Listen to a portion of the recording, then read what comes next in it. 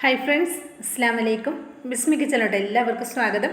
ഇന്ന് നമ്മൾ നേന്ത്രപ്പഴം കൊണ്ടുള്ള നല്ലൊരു അടിപൊളി 4 മണി പലഹാരത്തിൻ്റെ റെസിപ്പിയാണ് ചെയ്യുന്നത്. അപ്പോൾ നമുക്ക് എങ്ങനെയാണെന്ന് നോക്കാം. അതിനായിട്ട് ആ വലിപ്പമുള്ളൊരു നേന്ത്രപ്പഴം ഇതേപോലെ ചെറുതായിട്ടൊന്ന് കട്ട് ചെയ്തെടുത്തിട്ടുണ്ട്. അത് നമുക്ക് മിക്സിയുടെ ജാറിലേക്ക് മാറ്റി കൊടുക്കാം. ഇനി ഇതിലേക്ക് ഞാനൊരു 3 ഏലക്കായ ചേർത്ത് കൊടുക്കുന്നുണ്ട്. പൊടി ഉണ്ടെങ്കിൽ 1 ടീസ്പൂൺ ഏലക്കാപ്പൊടി ചേർത്ത് കൊടുത്തോളൂ കേട്ടോ.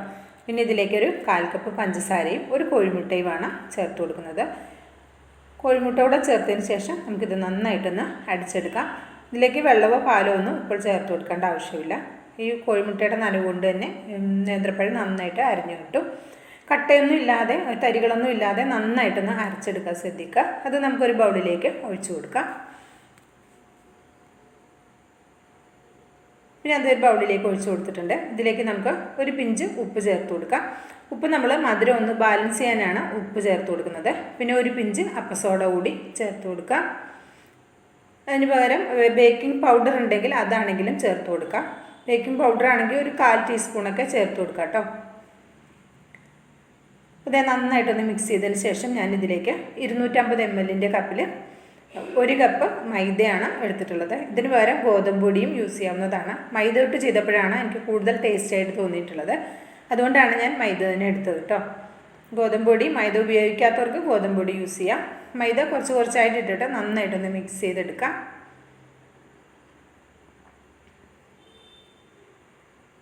ഇതിലേക്ക് നമുക്ക് കുറച്ച് വെള്ളത്തിൻ്റെയും കൂടി ആവശ്യമുണ്ട്. ആദ്യം മൈദ ഇട്ട് നന്നായി മിക്സ് ചെയ്തതിന് ശേഷം നമുക്ക് വെള്ളം ചേർത്ത് കൊടുത്താൽ മതിയാകും. ഇപ്പോൾ ഏലക്കപ്പൊടി കയ്യിലില്ലെങ്കിൽ അല്ലെങ്കിൽ ഏലക്കയോ ഏലക്കപ്പൊടിയോ ഒന്നും കയ്യിലില്ലെങ്കിൽ വാനില എസൻസ് ഉണ്ടെങ്കിൽ അത് വേണമെങ്കിലും ചേർത്ത് കൊടുക്കാം കേട്ടോ. പിന്നെ അത് ഇതേപോലെ ഒന്ന് മിക്സ് ചെയ്തെടുത്തിട്ടുണ്ട്. ഇനി ഇതിലേക്ക് നമുക്ക് കുറച്ച് വെള്ളം ചേർത്ത് കൊടുക്കണം. നമ്മൾ എന്താ പറയുക, മൈദ എടുത്തിട്ടുണ്ടായിരുന്ന അതേ കപ്പിലേക്ക് തന്നെ വെള്ളം ഒഴിച്ച് കൊടുക്കാം. എന്നിട്ട് നമ്മൾ കുറച്ചായിട്ട് വെള്ളം ഒഴിച്ചിട്ട് വേണം ഇതൊന്ന് ലൂസാക്കി എടുക്കാനായിട്ട്.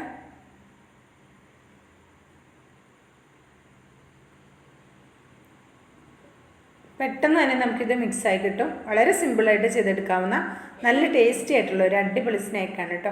അപ്പോൾ ഇതുവരെ ഇതിങ്ങനെ ട്രൈ ചെയ്ത് നോക്കിയിട്ടില്ലെങ്കിൽ ഒന്ന് ട്രൈ ചെയ്ത് നോക്കുന്നുണ്ട്. തീർച്ചയായിട്ടും നിങ്ങൾക്ക് എല്ലാവർക്കും ഇഷ്ടമാകുകയാണെങ്കിൽ നിങ്ങളുടെ ഫീഡ്ബാക്ക് അറിയിക്കാനും മറക്കരുത്. ഏകദേശം എനിക്കൊരു 1/2 കപ്പ് വെള്ളമാണ് ഈ ഒരു രീതിയിലൊന്ന് കലക്കിയെടുക്കാനായിട്ട് ആവശ്യമായിട്ട് വന്നത്. സാധാരണ ഒരു ദോശമാവിനേലും ഒരല്പം കൂടി ടൈറ്റായിട്ടുള്ള രീതിയിലാണ് നമുക്ക് മാവ് വേണ്ടത്. അപ്പോൾ വെള്ളം നമ്മൾ എടുക്കുന്നത് ഒന്നായിട്ട് ഒഴിച്ചു കൊടുക്കരുത് കണ്ടോ. 250 ml കപ്പിൽ 1/2 കപ്പ് വെള്ളമാണ് എനിക്ക് ആവശ്യമായിട്ട് വന്നിട്ടുണ്ടായിരുന്നത്. അപ്പോൾ അത് ഈ ഒരു രീതിയിൽ ഞാൻ കലക്കി എടുത്തിട്ടുണ്ട് കണ്ടോ. ദോശമാവിനേലും ഒരല്പം കൂടി ടൈറ്റായിട്ടുള്ള രീതിയാണ് ഇതിൻ്റെ ഈ ഒരു കൺസിസ്റ്റൻസി വരിക. അപ്പോൾ നിങ്ങൾ കണ്ടല്ലോ, ആ രീതിയിൽ വേണം കലക്കിയെടുക്കാൻ. ഇപ്പോൾ നമ്മളിതൊരു ഉണ്ണിയപ്പ ചട്ടിയിലാണ് വേവിച്ചെടുക്കുന്നത്. നന്നായിട്ട് ഇതൊന്ന് റെഡിയാക്കി എടുക്കുന്നത്. അപ്പോൾ ഇതിലേക്ക് കുറച്ച് ഓയിൽ ഒഴിച്ചു കൊടുക്കാം. നമുക്ക് വെളിച്ചെണ്ണയോ നെയ്യോ ഏതാണ് വേണ്ടത് അത് ഉപയോഗിക്കാവുന്നതാണ് കേട്ടോ. എണ്ണ ചൂടായി വരുന്ന സമയത്ത് നമുക്കിത് കുറച്ച് കോരി ഒഴിക്കാം. അത് ആ കുഴി നിറയെ നമുക്ക് കോരി ഒഴിക്കേണ്ട ആവശ്യമില്ല. ഒരു 1/4 ഭാഗം പകുതി ഭാഗം അങ്ങനെ ഒഴിച്ചു കൊടുത്താൽ മതിയാകും. അപ്പോൾ ഇത് നോൺ സ്റ്റിക്കിൻ്റെയൊക്കെ ഉണ്ണിയപ്പ ചട്ടിയിലാണ് നിങ്ങൾ തയ്യാറാക്കുന്നതെങ്കിൽ ഇത്രയും എണ്ണയുടെ ഒന്നും ആവശ്യം വരുന്നില്ല.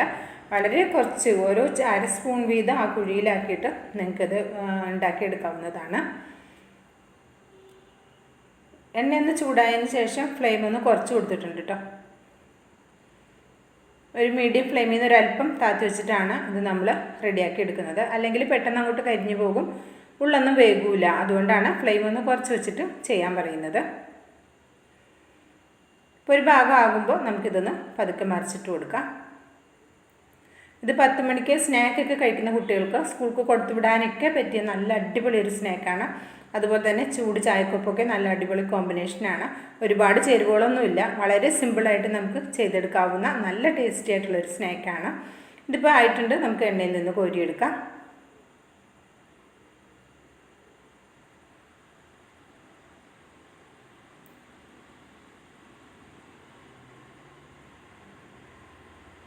ഇതേപോലെ നമുക്ക് ബാക്കിയുള്ളതും റെഡിയാക്കി എടുക്കാം. അപ്പോൾ ഞാൻ മുഴുവനും ഇവിടെ റെഡിയാക്കി എടുത്തിട്ടുണ്ട്. വളരെ സിമ്പിളായിട്ട് ചെയ്തെടുക്കാവുന്ന നല്ല ടേസ്റ്റി ആയിട്ടുള്ള ഒരു അടിപൊളി സ്നാക്കാണ്. ഇഷ്ടമായിട്ടുണ്ടെങ്കിൽ ട്രൈ ചെയ്ത് നോക്കണം, അഭിപ്രായം അറിയിക്കണം, ലൈക്കും ചെയ്യണം കേട്ടോ. ബിസ്മി കിച്ചൻ എന്ന യൂട്യൂബ് ചാനൽ സബ്സ്ക്രൈബ് ചെയ്ത് കാണുന്നതിൻ്റെ എല്ലാ കൂട്ടുകാരും ഒന്ന് സബ്സ്ക്രൈബ് ചെയ്ത് ബെല്ലൈക്കൺ എനേബിൾ ചെയ്ത് വെച്ചാൽ നമ്മളിടുന്ന വീഡിയോസിൻ്റെ നോട്ടിഫിക്കേഷൻ ഞങ്ങളിലേക്ക് കറക്റ്റായിട്ട് എത്തും. ഇൻഷാ അല്ലാഹ് അടുത്തൊരു വീഡിയോയുമായിട്ട് വരാം. എല്ലാവർക്കും നന്ദി, നമസ്കാരം.